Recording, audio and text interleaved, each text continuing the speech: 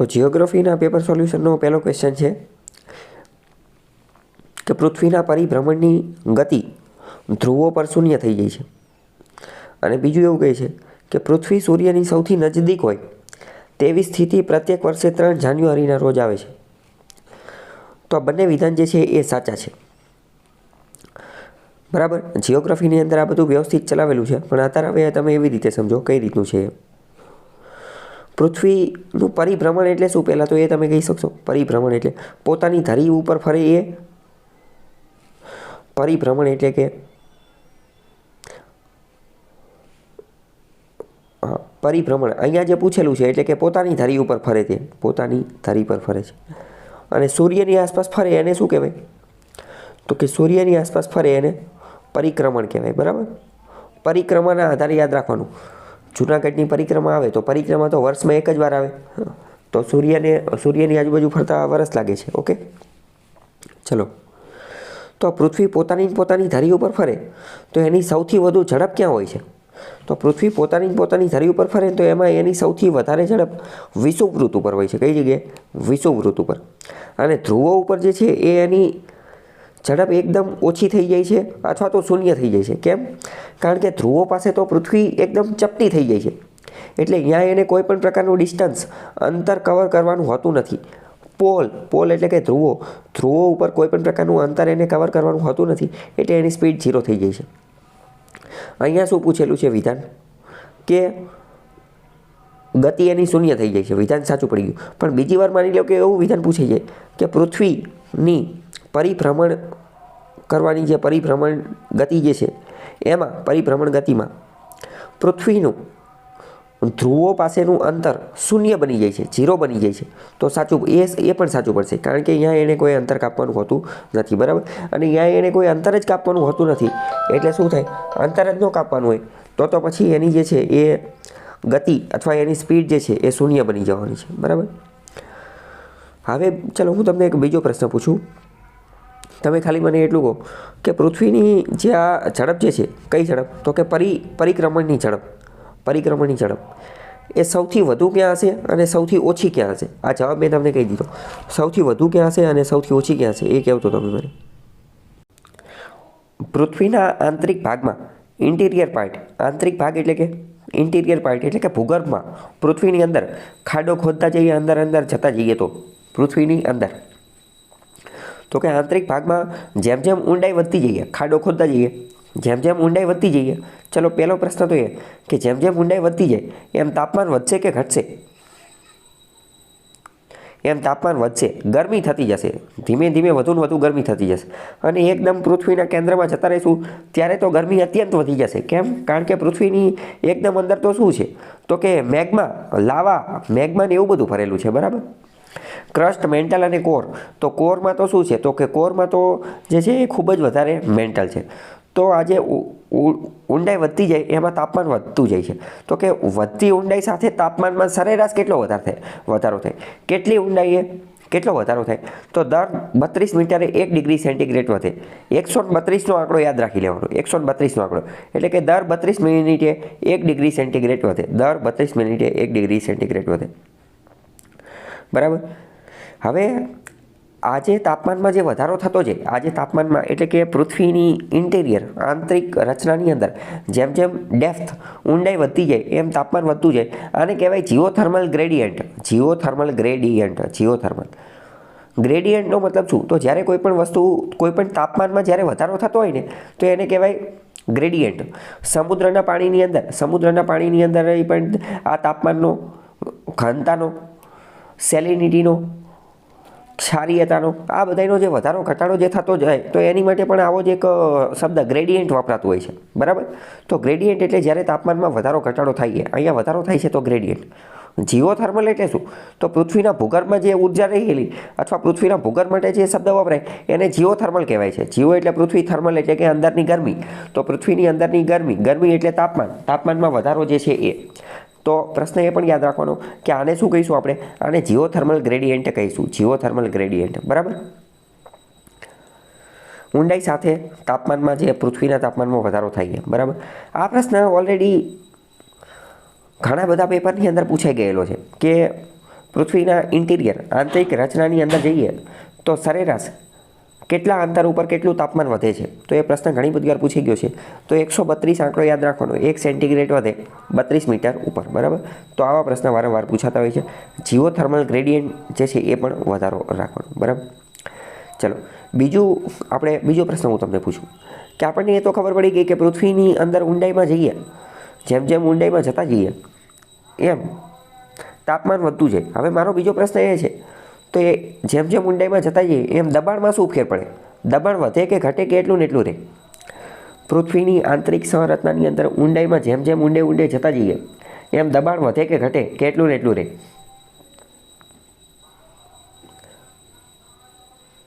Yes, દબાણમાં વધારો થશે. અથવા તો ઓબ્વિયસ વાત છે ને કે જેટલું તમે ખોદતા જશો તો ઉપરની જમીન એની ઉપર દબાણ કરશે. ફોર એક્ઝામ્પલ સમજો કે તમે 10 મીટરનો ખાડો ગાળવાનો છે, બરાબર. અને તમે 9 મીટરે પહોંચી ગયા, 9 મીટર ખોદી નાખ્યું.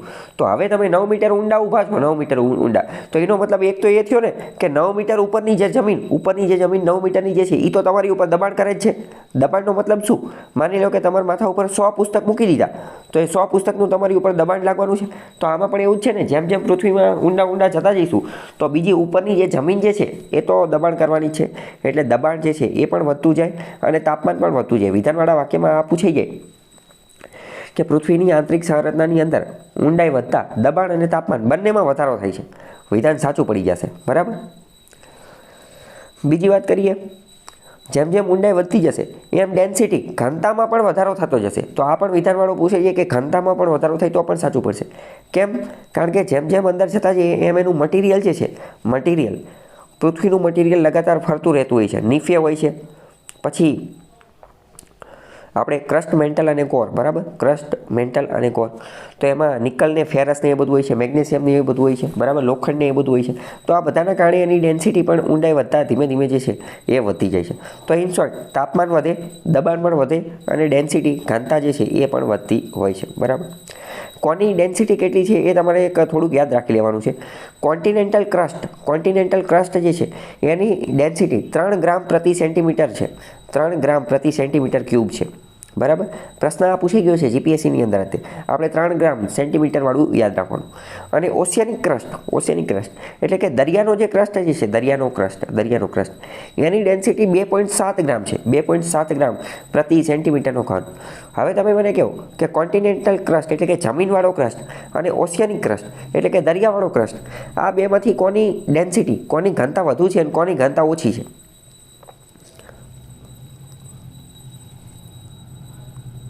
તો કે કોન્ટિનેન્ટલ એટલે કે જમીનવાળી જે છે, એની ઘનતા વધુ છે અને ઓશિયનિકવાળી એટલે કે જે દરિયાઈ ક્રસ્ટ જે છે એની ઘનતા ઓછી છે. તો આ વસ્તુ પણ વિધાનવાળા વાક્યની અંદર તમને પૂછી જશે બેની સરખામણી કે કોન્ટિનેન્ટલ ક્રસ્ટની ઘનતા વધુ હોય છે જ્યારે ઓશિયનિક ક્રસ્ટની ઘનતા ઓછી હોય છે. તો એ વિધાન સાચું પડી જશે. કેમ? કારણ કે જમીન જે છે, જમીન એ વધુ વજન કરશે જ્યારે પાણી જે છે એ ઓછું વજન કરશે એના કારણે, બરાબર. ગુજરાતના નકશા ઉપરથી પ્રશ્ન પૂછેલો છે કે ગુજરાતના 33 જિલ્લાઓ પૈકી 21 જિલ્લાઓનો સમાવેશ તળ ગુજરાતમાં થાય છે. તો પહેલું વિધાન સાચું છે. તળ ગુજરાતમાં 21 જિલ્લા આવે છે.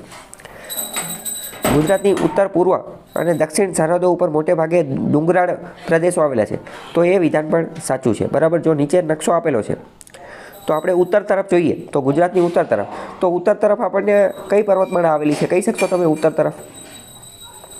અરવલ્લીની પર્વતમાળા આવેલી છે, બરાબર. પૂર્વ તરફ જોઈએ, તો આ પૂર્વ છે. પૂર્વ તરફ કઈ પર્વતમાળા આવેલી છે?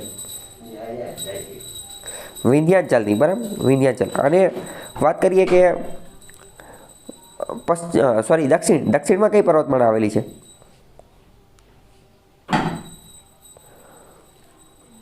વેસ્ટર્ન ઘાટ, પશ્ચિમ ઘાટની અથવા તો જે આપણે એને શું કહીએ છીએ ગુજરાતમાં, એ સહ્યાદ્રી તરીકે ઓળખે છે, બરાબર. તો ચલો આમાં તો આ વિધાન સાચું પડી ગયું. હવે આ જ વિધાન આપણે માની લો કે પશ્ચિમ તરફ બનાવવું હોય કે ગુજરાતની પશ્ચિમ તરફ શું આવેલું છે, તો શું બને?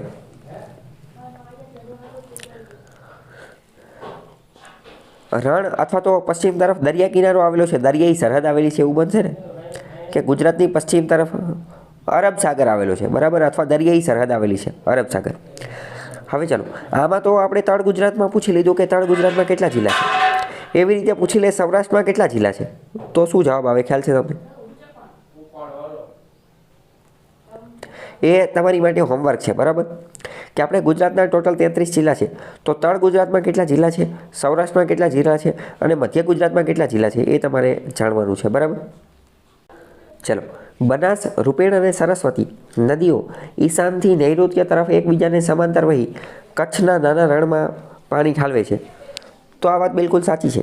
ઈશાનથી નૈઋત્ય તરફ નીકળે છે, બરાબર, ઈશાન દિશામાંથી, અને કચ્છના નાના રણમાં સમાઈ જાય છે. આ ત્રણેય કેવી નદીઓ છે? તો કે આ ત્રણેય જે છે કુંવારી નદીઓ છે, કુંવારિકા નદીઓ કહેવામાં આવે છે, બરાબર. કેમ કુંવારિકા નદીઓ શા માટે કહેવામાં આવતું હશે એ ખ્યાલ છે તમને એનું કારણ? રાઈટ, કારણ કે એમનું મિલન રણની અંદર થઈ જાય છે, કોઈ સમુદ્રમાં નથી થતું. નહીંતર મોટે ભાગે નદીનું મિલન સમુદ્રમાં થતું હોય છે, જ્યારે આ નદીઓ સમુદ્રને મળી નથી શકતી, રણને મળે છે. એટલે તો પહેલું સાચું છે.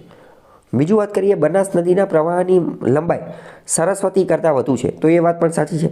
બનાસ નદી જે છે એ લાંબી છે, જ્યારે સરસ્વતી ટૂંકી છે, બેની સરખામણીમાં. તો બંને વિધાન સાચા છે. નદીઓ વિશે તમારે આ માહિતી મેળવી લેવાની. આગળનો પ્રશ્ન છે, ગુજરાતની આબોહવા ઉપર નીચેનામાંથી કઈ કઈ વસ્તુ અસર કરે છે? અક્ષાંશ, ભૂપૃષ્ઠ, સમુદ્ર કિનારાથી અંતર અને વનસ્પતિ. અને પાંચમી વસ્તુ નથી આપી પણ હું કહી દઉં, રેખાંશ. તો કઈ કઈ વસ્તુ અસર કરે તમે કહી શકશો? હવે જો અહીંયા આપેલ તમામ આપેલું છે, એક રીતે જોઈએ તો આપેલ તમામ બધી વસ્તુ સાચી પડે. રેખાંશ આપેલું તો રેખાંશ જવાબ પણ સાચો પડે. હકીકતમાં જોઈએ તો ક્વેશ્ચનની અંદર બધા પણ સાચા પડે. પણ એક રીતે જો ડિટેલમાં રિસર્ચ કરીએ અથવા વ્યવસ્થિત અભ્યાસ કરીએ ને તો વનસ્પતિ જવાબ નહીં આવે. પહેલાં હું બધા કઈ રીતે અસર કરે એ જોઈએ. તો કે અક્ષાંશ જે છે એ આબોહવા ઉપર અસર કરે. અક્ષાંશ એટલે શું? કે જે આડા લીટા પાડેલા છે એ. તો કે 0 ડિગ્રી અક્ષાંશ જે છે, યસ, 0 ડિગ્રી અક્ષાંશ જે છે, 0 ડિગ્રી અક્ષાંશ, તો કે વિષુવવૃત્ત છે, તો કે અહીંયા સૌથી વધુ તાપમાન હશે. તો એ તાપમાન હશે એના આધારે તો આબોહવા નક્કી થશે ને, બરાબર. તો અક્ષાંશ ખબર પડી ગઈ. ભૂપૃષ્ઠ એટલે શું?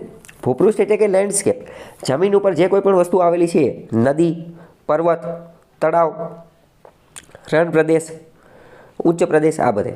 તો આ બધાના આધારે પણ આબોહવા નક્કી થશે. કેમ? કારણ કે પહાડી એરિયા હશે તો ઠંડક વધુ હશે, સૂર્યનો તડકો એટલો બધો પહોંચી નહીં શકે, તો આબોહવા ઉપર અસર થઈ, તો ભૂપૃષ્ઠ પણ અસર કરશે, બરાબર. બીજું, દરિયો હશે તો દરિયાનું પાણી એટલું જલ્દી ગરમ નહીં થઈ જાય અને એટલું ઠંડુ પણ જલ્દી નહીં થઈ જાય. જ્યારે જમીન ફટાફટ ગરમ થઈ જશે અને ફટાફટ ઠંડી થઈ જશે, જ્યારે દરિયામાં આ બધું કાચબા ગતિએ થશે. દરિયાનું પાણી ઠંડુ પણ ધીમે ધીમે થશે અને ગરમ પણ ધીમે ધીમે થશે.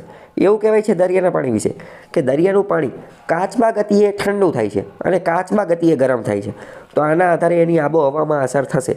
દરિયાની આબોહવા મોટે ભાગે કેવી હોય? તો કે સમ પ્રકારની આબોહવા હોય, સમ પ્રકારની. તમે દરિયાની આજુબાજુ તમે જાઓ ને તો તમે જોજો એટલી બધી ઠંડી પણ નહીં લાગે અને એટલી બધી ગરમી પણ નહીં લાગે, એટલી બધી ઠંડી પણ નહીં લાગે અને ગરમી પણ નહીં લાગે. કેમ? કારણ કે દરિયાનું પાણી, દરિયો જે છે ને એ ગરમીને અને ઠંડીને બંનેને શોષી લે છે અને બંનેની વચ્ચે કેવું મધ્યમ અંતર જાળવી રાખે છે. ઘણી બધી વાર લોકો બીચ ઉપર ફરવા જવું હોય અને શિયાળાનો સમયગાળો હોય ને એમને એવું લાગે કેટલાય જેકેટ ભર લે, જેકેટ ને સ્વેટર ને ગરમ પટ્ટી ને જે ટૂંકમાં ગરમ બધી વસ્તુઓ ભરી લે, બરાબર. ત્યાં જઈને આશ્ચર્ય થઈ જાય કે કારણ કે ત્યાં તો ઠંડી લાગતી જ ન હોય. કેમ? કારણ કે સામાન્ય રીતે આપણને એવું મગજમાં ફિટ હોય કે અહીંયા તો દરિયો છે, બહુ જોરદાર પવન આવતો હશે, ઠંડી લાગશે. પણ એવું હોય નહીં. કેમ? કારણ કે આપણે ભૂગોળ ભણ્યા હોય એટલે નહીં, અથવા તો ભણ્યા હોય તો મગજમાં ઉતાર્યું ન હોય. પણ હવે ખ્યાલ આવી ગયો કે ભૂગોળ શું કહે છે, ભૂપૃષ્ઠ અથવા આબોહવા શું કહે છે કે આબોહવા ઉપર સૌથી વધુ અસર કરે છે કોણ? તો કે દરિયો જે છે એ અસર કરે છે. જ્યાં જ્યાં દરિયો હશે ત્યાંની આબોહવા હંમેશા કેવી રહેશે? સમ રહેશે. બીજી વાત કરીએ કે દરિયાની અંદર જે પવન વહેતા હોય, પવન જે વાતા હોય, નૈઋત્યના મોસમી પવનો, વ્યાપારી પવનો, તો આ બધા પવનો જે છે એ પણ આબોહવા ઉપર અસર કરશે. ઓકે, તો આ ત્રણ તો કરશે જ તે. રેખાંશ તો રેખાંશ પણ એની ઉપર અસર કરે, બરાબર. પણ હવે તમે વિચારો, વનસ્પતિ એક રીતે જોઈએ ને તો વનસ્પતિ આબોહવા ઉપર અસર ન કરી શકે. કઈ રીતે?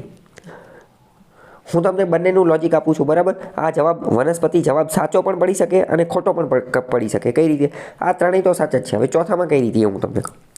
કારણ કે જે પ્રકારની આબોહવા હોય ને એ પ્રકારની જ વનસ્પતિ જોવા મળે. ક્યારેય એવું ન બને કે વનસ્પતિ જેવી હોય એવી આબોહવા જોવા મળે. સમજાણું હું શું કહેવા માગું છું? આબોહવા જે છે ને, આબોહવાના આધારે નક્કી થાય કે કેવી વનસ્પતિ જોવા મળશે. માની લો કે આબોહવા એવી છે કે વધુને વધુ વરસાદ પડે, વધુને વધુ વરસાદ પડે તો સાગ, સાલ, સીસમ, રોઝવુડ આવી બધી વનસ્પતિ જોવા મળે. આબોહવા ભેજવાળી છે તો એવા વૃક્ષો જોવા મળે. આબોહવા માની લો કે સમ પ્રકારની છે અથવા ગરમીવાળી છે, ખૂબ જ તડકો વધારે છે તો વનસ્પતિ એવી જોવા મળે. તો ઇન શોર્ટ આપણે જોઈએ તો આબોહવા જે છે એ વનસ્પતિ ઉપર ખૂબ જ વધારે અસર કરે. એ વાત સાચી છે, આબોહવા જે છે આબોહવા એ વનસ્પતિ ઉપર અસર કરે, પણ વનસ્પતિ આબોહવા ઉપર એટલી બધી અસર કરી શકે નહીં. વનસ્પતિ આબોહવા ઉપર એટલી બધી અસર કરી શકે નહીં. એટલે એક રીતે જોઈએ તો વનસ્પતિ ખોટું છે. પણ બીજી વાત કરીએ, સાચું પણ પડી શકે. કઈ રીતે? કારણ કે વનસ્પતિ છે બરાબર, તો વનસ્પતિ જે છે એ પણ વરસાદ લાવવાનું કામ કરે છે. વનસ્પતિ વરસાદને આવકારે છે. વનસ્પતિ જે છે એ પોતાની ખુદની ઇકોસિસ્ટમ બનાવશે. વનસ્પતિ જે છે એના આધારે જમીન જે છે કેવી જમીન છે એ નક્કી થશે. અને વનસ્પતિના જે પાંદડા જે છે એ બાષ્પોત્સર્જનની પ્રક્રિયાથી હવાની અંદરનો ભેજ, પાણી એ બધું કંટ્રોલ કરશે. તો એના આધારે પણ આબોહવા જે છે એને કંટ્રોલ થઈ શકે. પણ આ મેં તમને ઇનડાયરેક્ટ કીધું કે ઇનડાયરેક્ટ વનસ્પતિ એની ઉપર અસર કરી શકે, બાકી ડાયરેક્ટલી કરી શકે નહીં. પણ અહીંયા ચારેય જવાબ સાચા આપેલા છે તો આપણે પણ સાચા રાખીએ, બરાબર. પણ તમને એક રીતની અન્ડરસ્ટેન્ડિંગ હોવી જોઈએ, તમને એક ખબર હોવી જોઈએ કે આ વિધાન ચોથું જે છે એ ઇનડાયરેક્ટલી સાચું છે, ડાયરેક્ટલી સાચું છે નહીં, બરાબર. બાકી અક્ષાંશ, રેખાંશ, ભૂપૃષ્ઠ અને સમુદ્રથી અંતર એ ખ્યાલ આવી ગયો કે નહીં? ગુજરાતમાં ભેજવાળા પાનખર જંગલો કેટલા સેમીથી વધુ વરસાદવાળા પ્રદેશમાં જોવા મળે છે? તો 120 સેમીથી વધુ વરસાદ પડે ત્યાં ભેજવાળા પાનખર જંગલો જે છે એ જોવા મળે છે. 120 સેમીથી વધુ. તમારી માટે એક હોમવર્ક છે, જંગલના પ્રકારો તમારે બધા તૈયાર કરી નાખવાના છે. જંગલના પ્રકારો, બરાબર. જંગલના પ્રકારો વિશે કંઈ ખ્યાલ છે કે નથી ખ્યાલ? વિદેશી વ્યાપાર નીતિ 2023 એની બાબતે નીચેના વિધાનો જોવાના છે. Foreign trade policy, FTP, foreign trade policy. તો કે આ નીતિ અંતર્ગત નિકાસકારો એટલે કે એક્સપોર્ટર લોકો સાથેના વિશ્વાસ અને ભાગીદારીના સિદ્ધાંતો પર આધારિત છે. અને આનો હેતુ, આ પોલિસીનો મુખ્ય હેતુ, ઉદ્દેશ્ય, ઓબ્જેક્ટિવ, પર્પસ નિકાસકારો માટે, એક્સપોર્ટર માટે વ્યવસાય કરવાની સરળતા, પ્રક્રિયા, રીએન્જિનિયરિંગ અને ઓટોમેશનનો છે. પહેલું વિધાન બિલકુલ સાચું છે. આપણે નિકાસ કેવી રીતે વધારી શકીએ, એક્સપોર્ટ કેવી રીતે વધારી શકીએ એની માટેનો આખો હેતુ છે. અને એક્સપોર્ટ વધારવા માટે શું નક્કી કર્યું?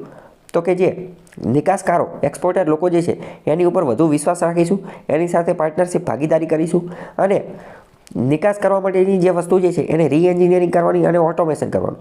ઓટોમેશન એટલે કે મશીનથી, રોબોટથી બધી વસ્તુ કરવાની કે જેના કારણે વિદેશની માર્કેટની અંદર આપણી પ્રોડક્ટ જાય તો એ જે છે એ રિજેક્ટ ન કરી દેવામાં આવે. તો પહેલું સાચું છે. આ નીતિ મુખ્યત્વે 4 સ્તંભો ઉપર, 4 પિલ્લર ઉપર આધાર રાખે છે. તો એ વાત પણ સાચી છે. અને FTP અંતર્ગત 39 જેટલા ટાઉન, નગર જે છે એને TEEનું સ્ટેટસ આપેલું છે. TEE એટલે શું? તો કે ટાઉન ઓફ એક્સપોર્ટ એક્સલન્સ.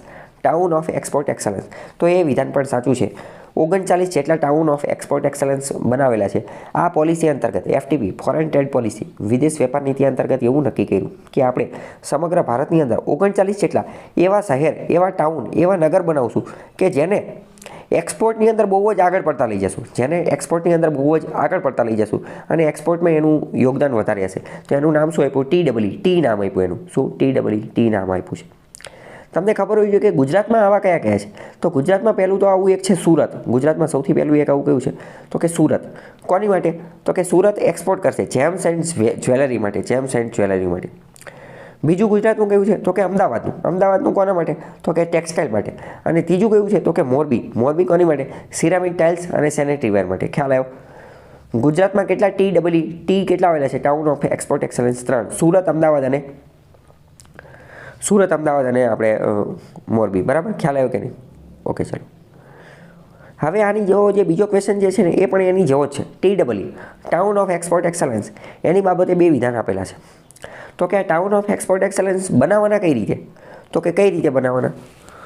તો કે વાત કરીએ કે મિનિસ્ટ્રી ઓફ ઇન્ડસ્ટ્રીઝ, વાણિજ્ય અને ઉદ્યોગ મંત્રાલય અંતર્ગત, ministry of commerce and industry, MCI, ministry of commerce and industry, વાણિજ્ય અને ઉદ્યોગ મંત્રાલય અંતર્ગત 750 કરોડ, 750 કરોડ કરતાં વધુ રૂપિયા અથવા તેનાથી વધુની વસ્તુઓના ઉત્પાદન કરનારના શહેરને એક્સપોર્ટ એક્સલન્સ આપવામાં આવે છે. બરાબર? ઇન શોર્ટ, 750 કરોડ 750 કરોડ કરતાં વધુનું ઉત્પાદન કરી નાખતા હોય, એની કરતાં વધુ વસ્તુઓનું ઉત્પાદન કરતા હોય, એ શહેરને જ લેવાના. કારણ કે કઈ રીતે નક્કી કરવા એના કંઈ ક્રાઇટેરિયા તો રાખવો પડે. તો 750 કરોડ. તો આપણે સુરત, અમદાવાદ અને મોરબી ત્રણેયની અંદર 750 કરોડ કરતાં વધુનું ઉત્પાદન થઈ જતું હતું. તો એને ટી આપ્યું, બરાબર. પરંતુ વાત કરીએ કે જો હસ્તકલા, હેન્ડીક્રાફ્ટ, હસ્તશિલ્પ, સ્કલ્પચર, ખેતી, એગ્રીકલ્ચર, મત્સ્યપાલન, ફિશરીઝ, આ વિષય હોય તો આ વિષયની અંદર 750 કરોડનો આંકડો નહીં જોવાનો, પરંતુ 150 કરોડનો આંકડો જોવાનો. હસ્તકલા, હસ્તશિલ્પ, ખેતી અને મત્સ્યપાલન માટે જો 150 કરોડ કરતાં વધુનું પ્રોડક્શન થઈ જતું હોય તો પણ એને TEE town of export excellence બનાવી દેવામાં. બંને વિધાન સાચા છે, બરાબર. કારણ કે હસ્તકલામાં કંઈ એટલું બધું 750 કરોડ એ બહુ મોટી રકમ કહેવાય, એટલે એની માટે રકમ કઈ રાખી 150 કરોડ. ખ્યાલ આવ્યો કે નહીં? જો નીચે એનું એક્સપ્લેનેશન આપેલું છે. ફોરેન ટ્રેડ પોલિસી વિશે 2-3 વસ્તુ ખબર હોવી જોઈએ, પણ એના વિશે ખબર હોય કે ન હોય, ખાલી એટલી તો ખબર હોવી જોઈએ કે ટી આખા ભારતની અંદર ટી કેટલા છે. તો કે આખા ભારતની અંદર 39 ટી છે. અને ટી બને કઈ રીતે, અને ગુજરાતના ટી કેટલા છે એ તમને ખબર હોવી જોઈએ. તો ટી બને કઈ રીતે, તો કે 750 કરોડ અને 150 કરોડના આધારે બને, બરાબર. તો એ બંને આંકડા યાદ રાખવાના. અને ગુજરાતમાં 3 ટી આવેલા છે. ઓકે. પંચમઢી જૈવ આરક્ષિત ક્ષેત્ર, પંચમઢી બાયોસ્ફિયર રિઝર્વ, પંચમઢી બાયોસ્ફિયર રિઝર્વ, એમાં શું શું આવે છે? તો કે સાતપુડા રાષ્ટ્રીય ઉદ્યાન આવે છે, સાતપુડા નેશનલ પાર્ક, તો કે હા આવી જાય છે. પંચમઢી અભયારણ્ય આવે છે, તો કે હા એ પણ આવી જાય છે. અને બોરી અભયારણ્ય પણ આવી જાય છે. 3 વસ્તુ મધ્યપ્રદેશની અંદર આવેલી છે, મધ્યપ્રદેશની અંદર. અને પંચમઢી બાયોસ્ફિયર રિઝર્વની અંદર, આ જો પંચમઢી બાયોસ્ફિયર રિઝર્વ મધ્યપ્રદેશની અંદર, એની અંદર આ પ્રશ્ન એકવાર જૂનો પૂછાઈ ગયેલો છે, બરાબર. PYQ છે આ. તો એમાં સાતપુડા નેશનલ પાર્ક પણ આવી જાય છે, સાતપુડા નેશનલ પાર્ક આવે છે. અને 2 અભયારણ્ય આવે છે, એક તો બોરી અભયારણ્ય અને ખુદ પંચમઢી અભયારણ્ય. ઓકે, ખ્યાલ આવ્યો? આગળ જોઈએ કે યુરેનિયમ ખનિજ નીચેનામાંથી કયા રાજ્યમાં મળે છે? યુરેનિયમ ખનિજ જે છે એ કયા રાજ્યમાં મળે છે? તો બિહાર અને રાજસ્થાન બંનેની અંદર મળે છે. યુરેનિયમ શું છે? તો કે આ ન્યુક્લિયર એનર્જી બનાવવા માટે જે છે એ ઉપયોગી છે. ન્યુક્લિયર એનર્જીની વાત કરીએ તો ન્યુક્લિયર એનર્જી એવી છે કે એમાંથી વીજળી પણ બની શકે. જ્યારે વીજળી બને તો એ સારા કામ માટે વપરાણી કહેવાય. અને બીજું એમાંથી બોમ્બ પણ બની શકે. તો બોમ્બ બને ત્યારે એ ખરાબ કામ માટે વપરાયેલી કહેવાય. જે ન્યુક્લિયર પ્રક્રિયા હોય તો એમાં 2 પ્રકારની પ્રક્રિયા આવે. એક તો ન્યુક્લિયર ફ્યુઝન અને બીજી કઈ આવે? તો કે ન્યુક્લિયર ફ્યુઝન અને બીજી કઈ આવે? તો કે ન્યુક્લિયર સંલયન. તો કે ન્યુક્લિયર ફ્યુઝન અને ન્યુક્લિયર ફિશન. 2 પ્રકારની પ્રક્રિયા. એક તો સંલયન પ્રક્રિયા, ન્યુક્લિયર સંલયન પ્રક્રિયા. અને બીજી, આનું ગુજરાતી મને હાલ યાદ નથી, બરાબર. એક ફ્યુઝન આવે અને એક ફિશન આવે. વિખંડન. એક કઈ આવે? વિખંડન. ન્યુક્લિયર સંલયન અને ન્યુક્લિયર વિખંડન, બરાબર. તો બંને કોનામાં કેવું થાય એ તમને ખબર હોવી જોઈએ. ન્યુક્લિયર ફ્યુઝન જે છે, ફ્યુઝન એટલે કે સંલયન પ્રક્રિયા જે છે એ સૂર્યમાં જોવા મળે. અને જ્યારે આપણે અહીંયા જે કરીએ એ વિખંડન એટલે કે બંને છૂટું પાડવાની કરીએ. બાકી આ આખી વસ્તુ મેં ડિટેલમાં ચલાવી દીધેલી છે. સાયન્સનો વિડીયો છે એ તમે જોઈ લેજો. કારણ કે એમાંથી પ્રશ્ન વારંવાર પૂછાય છે. GPSCનો એ ફેવરેટ ટોપિક છે. અત્યાર સુધીમાં 2-3 વાર એ પ્રશ્ન પૂછાઈ ગયેલો છે. તો એ તમે જોઈ લેજો, બરાબર. બીજી વાત કરીએ કે આ જે ન્યુક્લિયર એનર્જી જે છે એ થોરિયમમાંથી પણ બની શકે. શેમાંથી? થોરિયમ જે છે એમાંથી પણ બની શકે. તમને જાણી અને નવાઈ લાગશે, ભારતની અંદર થોરિયમના ઘણા મોટા ભંડાર આવેલા છે. કેટલા મોટા ભંડાર આવેલા છે? તો કે 2 લાખ જેટલું થોરિયમ જે છે આપણે આવેલું છે. યુરેનિયમને આ બધું કેટલું આવેલું છે એ આપણે જોઈએ થોડું, બરાબર. યુરેનિયમ રિઝર્વની વાત કરીએ તો ભારતની અંદર 30,000 ટન જેટલું યુરેનિયમ આવેલું છે. 30,000 ટન જેટલું. થોરિયમ કેટલું આવેલું છે? તો કે 2 લાખ ટન જેટલું. 2 લાખ ટન જેટલું થોરિયમ આવેલું છે. 2 લાખ ટન જેટલું, બરાબર. આપણે વાત કરીએ કે યુરેનિયમ ક્યાં જોવા મળે છે? તો કે ઝારખંડની અંદર સિંધભૂમિ અને હજારીબાગ ડિસ્ટ્રિક્ટ જે છે ત્યાં જોવા મળે છે. ઝારખંડની અંદર જોવા મળે છે, બરાબર. જો રાજ્ય ખબર હોવી જોઈએ, પણ અમુક વાર પ્રશ્ન ડિટેલમાં પૂછાય છે કે ઝારખંડનો સિંધભૂમ અને હજારીબાગ ડિસ્ટ્રિક્ટ કોની માટે જાણીતા છે? તો એ કે યુરેનિયમના ભંડારો માટે જાણીતા છે. એટલે સિંધભૂમ અને હજારીબાગ અમુક વાર જે છે એ ડિસ્ટ્રિક્ટ પણ યાદ રાખવા જરૂરી છે, બરાબર. અમુક એટલે કે ખાલી ઝારખંડમાં યાદ રાખવા જરૂરી છે, કારણ કે સિંધભૂમ અને હજારીબાગ ચર્ચામાં પણ રહેતા હોય છે. એટલે બીજું યુરેનિયમ ક્યાં જોવા મળે? તો કે બિહારની અંદર, યુપીની અંદર. બીજી વાત કરીએ આંધ્રપ્રદેશની અંદર પણ જોવા મળે, છત્તીસગઢની અંદર, મેઘાલયની અંદર, કર્ણાટકની અંદર, રાજસ્થાન અને હરિયાણાની અંદર જે છે એ જોવા મળે છે, બરાબર. ચલો હવે વાત કરીએ કે થોરિયમ, તો થોરિયમ જે છે, થોરિયમ એના તો સોરી મેં તમને 2 લાખ કીધું, પણ 2 લાખ નહીં, 5 લાખ ટન જેટલા રિઝર્વ આવેલા છે, 5 લાખ ટન જેટલા, બરાબર, 5 લાખ ટન જેટલા એના રિઝર્વ જે છે આવેલા છે. તો થોડો ઘણો આંકડો પણ ખબર હોવી જોઈએ. આપણે વાત કરીએ તો ગુજરાતનો જે દરિયા કિનારો જે છે, ગુજરાતનો દરિયા કિનારો, તો એને કાઠિયાવાડનો દરિયા કિનારો અને સૌરાષ્ટ્રનો દરિયા કિનારો કહેવામાં આવે છે. કોંકણ, મલબાર, કોરોમંડલ આવો દરિયા કિનારો કહેવામાં આવતો હોય છે. તો જે કેરળનો દરિયા કિનારો જે છે, કેરળનો એટલે કે કોંકણનો દરિયા કિનારો, કોંકણ અને મલબારનો દરિયા કિનારો, અહીંયા રેતી જોવા મળે છે. એ રેતીનું નામ છે મોનોઝાઇટ સેન્ડ. કઈ? મોનોઝાઇટ સેન્ડ. જો આપેલું છે મોનોઝાઇટ સેન્ડ. અને આ જે મોનોઝાઇટ સેન્ડ જે છે એની અંદરથી પણ થોરિયમના ભંડાર જોવા મળે છે, એની અંદરથી પણ થોરિયમના ભંડાર જોવા મળે છે, બરાબર. તો પ્રશ્ન વિધાનવાળામાં પૂછાઈ જાય કે મોનોઝાઇટ સેન્ડ કોની માટે પ્રખ્યાત છે? તો કે થોરિયમ માટે. નીચેનામાંથી કઈ રેતીની અંદર અથવા કઈ જગ્યાએ થોરિયમના ભંડારો જોવા મળે છે? તો કે આ દરિયા કિનારાની અંદર, કેરળની આજુબાજુના દરિયા કિનારે, અને એ દરિયા કિનારામાં પણ મોનોઝાઇટ રેતી, મોનોઝાઇટ સેન્ડની અંદર આ જોવા મળે છે, બરાબર. નીચે એના ફોટાને બધું આપેલું છે. ઓકે, ખ્યાલ આવ્યો કે નહીં? આ પ્રશ્ન મોસ્ટ ઇમ્પોર્ટન્ટ છે. યુપીએસસીમાં 1-2 વાર પૂછાઈ ગયો છે, જીપીએસસીમાં પણ પૂછાઈ ગયો છે. એ જે ક્વેશ્ચન જે છે એ જ ક્વેશ્ચન આપણે ડિસ્કસ કરીએ. 4 વિધાન આપેલા છે. પહેલું એમ કહે છે કે મોનોઝાઇટ જે છે, મોનોઝાઇટ એ એક રેર અર્થ મિનરલ છે, અથવા રેર અર્થ જે છે, rare earth material, rare earth mineral એનો એક સોર્સ છે. તો એ વાત બિલકુલ સાચી છે. કેમ? કારણ કે મોનોઝાઇટમાંથી થોરિયમ મળે છે, અને થોરિયમ એક રેર અર્થ છે. તો પહેલું વિધાન સાચું છે, મોનોઝાઇટમાંથી થોરિયમ મળે છે એટલે. બીજું એવું કહે છે કે મોનોઝાઇટની અંદર થોરિયમ રહેલું છે. સાચું કે ખોટું? તો કે સાચું. અત્યારે તો સમજાયું, મોનોઝાઇટમાં થોરિયમ રહેલું છે. ત્રીજું વિધાન જો કે મોનોઝાઇટ અકર્સ નેચરલી, મોનોઝાઇટ કુદરતી રીતે જોવા મળે છે. ક્યાં? તો કે entire Indian coastal સેન્ડ્સ in India, સમગ્ર ભારતનો જે દરિયા કિનારો જે છે, સમગ્ર ભારતનો દરિયા કિનારો ત્યાં કુદરતી રીતે જોવા મળે છે. આખા ભારતના દરિયા કિનારામાં કુદરતી રીતે જોવા મળે છે. સાચું વિધાન કે ખોટું વિધાન? રાઈટ, ખોટું વિધાન. ખોટું વિધાન છે. કેમ? કારણ કે આખા ભારતના દરિયા કિનારામાં નથી જોવા મળતો. કેરળની આજુબાજુનો મલબાર જે છે, મલબાર એની આજુબાજુના વિસ્તારમાં જોવા મળે છે, કોંકણ અને મલબારમાં, બરાબર. ચોથું જોઈએ, ભારતની અંદર ગવર્મેન્ટ બોડીઝ, ભારત સરકાર, ગવર્મેન્ટ બોડીઝ ઓનલી, માત્ર ભારત સરકાર જે છે એ જ મોનોઝાઇટનું એક્સપોર્ટ અને પ્રોસેસિંગ કરી શકે છે. કોઈ પણ પ્રાઇવેટ કે બીજી કોઈ કંપની ઉદ્યોગ ધંધો નથી કરી શકતો. માત્ર સરકારી સંસ્થાઓ જે છે એ જ મોનોઝાઇટનું એક્સપોર્ટ અને પ્રોસેસિંગ કરી શકે છે. સાચી વાત કે ખોટી વાત? તો કે સાચી વાત. કેમ? કારણ કે આની અંદર યુરેનિયમ આવેલું છે એટલે. મેં એક ટોપિક ચલાવેલો હતો, એ ટોપિકની અંદર આપણે ઇકોનોમી જ્યારે ચલાવતા હતા ત્યારે કીધું હતું કે હજી પણ 3-4 જેટલા અથવા 5-1 જેટલા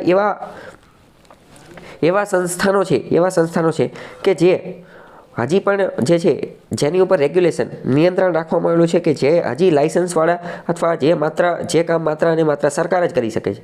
અને એમાંનું એક કયું હતું? એમાંનું એક જે છે આ ન્યુક્લિયરવાળું હતું. એમાંનું એક કયું હતું? તો કે આ ન્યુક્લિયર એનર્જી, કે જેની ઉપર હજી પણ સરકારે શું રેગ્યુલેશન, નિયંત્રણ જે છે એ રાખેલું છે. ખ્યાલ આવ્યો કે નહીં? આગળ જોઈએ, નીચેનામાંથી કઈ ધાતુ સહેલાઈથી ચપ્પુ વડે કાપી શકાય છે? બરાબર. આ પ્રશ્ન સાયન્સની અંદર આવેલો છે, 5મા 6ઠાની વિજ્ઞાનની અંદર આપેલો છે, 6 થી 8માંથી એકાદ. વારંવાર આ પ્રશ્ન પૂછાતો હોય છે, બરાબર. તો કે સોડિયમને કાપી શકાય છે, કારણ કે સોડિયમ એકદમ નરમ ધાતુ છે એટલે. બીજું, સોડિયમ અને પોટેશિયમને પણ કાપી શકાય છે. અહીંયા ઓપ્શન નથી આપ્યો, પણ કદાચ હોય તો તમને સોડિયમ અને પોટેશિયમ બંને એકદમ નરમ, નબળી ધાતુ છે કે એને ચપ્પુ વડે કાપી શકાય છે. નીચે જો સોડિયમ અને પોટેશિયમ બંને ધાતુ આપેલી છે, બંને જો ચપ્પુ વડે કાપતા દર્શાવેલા છે, બંનેને ચપ્પુ વડે કાપતા દર્શાવેલા.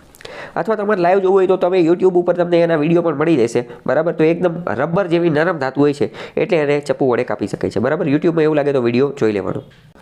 નાર્કો ટેસ્ટ વિશે, નાર્કો એનાલિસિસ ટેસ્ટમાં સોડિયમ પેન્ટાથોલ નામની દવા વાપરવામાં આવે છે. તો એ વિધાન સાચું છે. હવે આ સોડિયમ પેન્ટાથોલ નામની દવા જે છે એ વ્યક્તિના શરીરમાં ઇન્જેક્શનથી દાખલ કરવામાં આવે છે. તો એ વિધાન પણ સાચું છે. એટલે કે સોડિયમ પેન્ટાથોલની દવા શરીરમાં ઇન્જેક્શનથી નાખવામાં આવે છે, એ વિધાન સાચું છે. થોડા સમય પહેલાં એક કેસ આવેલો હતો, સેલ્વી વિરુદ્ધ કર્ણાટકની અંદર કેસ આવેલો હતો, સેલ્વી વિરુદ્ધ કર્ણાટક. આ કેસની અંદર સુપ્રીમ કોર્ટે એવો નિર્ણય આપેલો હતો કે કોઈ પણ વ્યક્તિનો જો નાર્કો ટેસ્ટ કરવો હોય ને તો નાર્કો ટેસ્ટ એ સંમતિ સિવાય કરી શકાય નહીં. એની એસેન્ટ, એની મંજૂરી હોવી જરૂરી છે. કેમ? કારણ કે આર્ટિકલ 22 અનુચ્છેદ 22 આર્ટિકલ 20 અનુચ્છેદ 20 એવું કહે છે કે કોઈ પણ વ્યક્તિને એની ખુદની વિરુદ્ધ ગવાહ બનવા માટે મજબૂર કરી શકાય નહીં. કોઈ પણ વ્યક્તિને એની ખુદની વિરુદ્ધ ગવાહ બનવા માટે, બરાબર. તો એ વસ્તુને ધ્યાનમાં રાખી અને આ નાર્કો ટેસ્ટ જે છે એમાં એ જે તે વ્યક્તિની મંજૂરી લેવી ફરજિયાત કરાવી દીધી, બરાબર. અત્યારે સુપ્રીમ કોર્ટે આવો ચુકાદો આપ્યો, પણ ભવિષ્યમાં સુપ્રીમ કોર્ટ કદાચ આ ચુકાદો ફેરવી પણ શકે છે. કેમ? કારણ કે આમાં કેવું હોય કે ઘણી બધી વાર પોલીસે કંઈક ગુનો સાબિત કરવો હોય તો આવી કંઈક વસ્તુની જરૂર પડતી હોય, તો કદાચ ભવિષ્યમાં સાયન્સ એડવાન્સ થઈ જાય અને આને મંજૂરી પણ આપી દે. કેમ? કારણ કે અત્યારે બ્લડ ટેસ્ટ ને સિમેન્ટ ટેસ્ટ ને યુરિન ટેસ્ટ ને એ બધાની તો એ બધું તો લઈ શકાય, બરાબર? તો એને એવું ન કહી શકાય, કોઈ એમ ન કહે કે હું મારું બ્લડ આપવાનું ના પાડી દઉં. કેમ? કે આ તો કે તમે મારી વિરુદ્ધમાં મને ગવાહ બનાવો છો, તો કે એ બધું ચાલે છે, બરાબર? તો એવી જ રીતે કદાચ ભવિષ્યમાં આને પણ કરી દે. પણ અત્યારે તો સુપ્રીમ કોર્ટે એવું કીધું છે કે નાર્કો ટેસ્ટ કરો હોય, નાર્કો એનાલિસિસ ટેસ્ટ, તો પહેલાં મંજૂરી લેવી જરૂરી છે. પ્રશ્ન આ પણ પૂછાઈ જશે કે નાર્કો ટેસ્ટ માટેનો મહત્વનો કેસ કયો છે? તો કે સેલ્વી વિરુદ્ધ કર્ણાટક રાજ્યવાળો કેસ, બરાબર? સેલ્વી યાદ રાખવાનું છે.